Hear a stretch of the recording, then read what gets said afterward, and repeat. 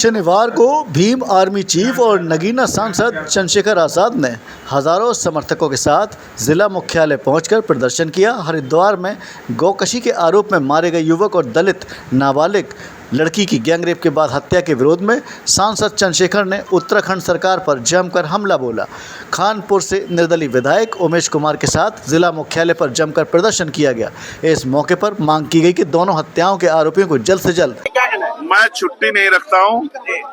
जब तक वहां प्रचार का कार्य था मैंने वहां प्रचार किया।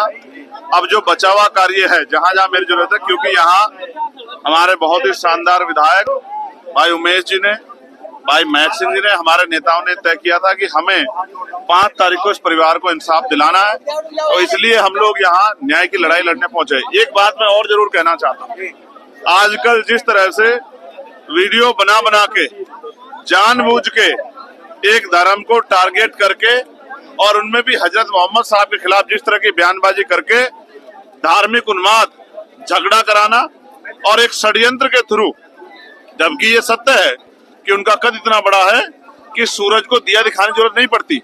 इन तरह की टिप्पणियों से उनके ऊपर कोई फर्क नहीं पड़ता, लेकिन फिर भी जानबूझ के कि मुस्लिम समाज आक्रोश करके सड़क पे आ जाए और इनका चुनावी एजेंडा सेट हो, ये सब भाजपा के लोग हैं और भाजपा के इशारे पे ऐसा करते हैं।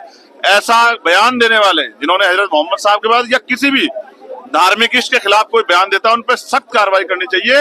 और मैं तो ये कहूंगा, गाजियाबाद वाले जिनका दिमाग खराब हो गया है, उनके खिलाफ एनएसए कार्रवाई करके उनको जेल में ठूसना चाहिए।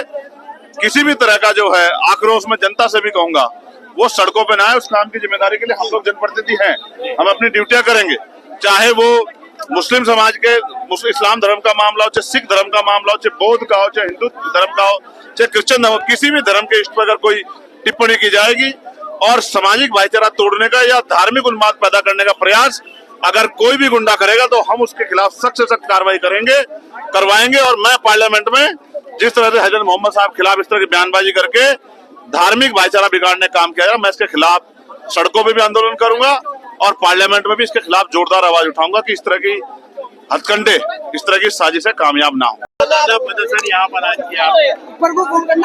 देखिए, पिछले गत कई महीनों से लगातार ऐसी घटनाएं घट रही हैं, जिन घटनाओं को सोचकर भी रूह कांप उठती है। शांतरशाह में एक दलित बेटी, गरीब मजलूम के घर की बेटी को बलात्कार के बाद हत्या कर उसका शव लावारिस सड़क पर फेंक दिया गया। उसके बाद वसीम की हत्या, और पुलिस इसमें कोई भी कार्रवाई करने को इस तरीके की तैयार नहीं है जिससे कि पीड़ित को न्याय मिल सके।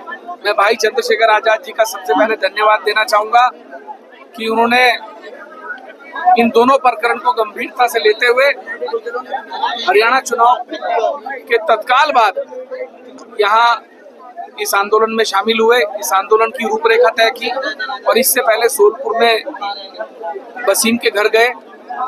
मैं साथ में आए सभी संगठनों का धन्यवाद देना चाहता हूं, मैं महक सिंह भाई का धन्यवाद देना चाहता हूं और आजाद समाज पार्टी के सारे पदाधिकारियों का और टीम उमेश कुमार का, किसान यूनियन का, सभी का आभार प्रकट करना चाहता हूं कि आपने इस लड़ाई में, गरीब मजलूमों की लड़ाई, जिस लड़ाई को कोई भी लड़ने को तैयार नहीं था, खास तौर पे इस राज्य में आज विपक्ष में कांग्रेस पार्टी के 21 विधायक हैं जो मुख्यमंत्री के यहाँ गए और खाली हाथ वापस लौट कर आ गए।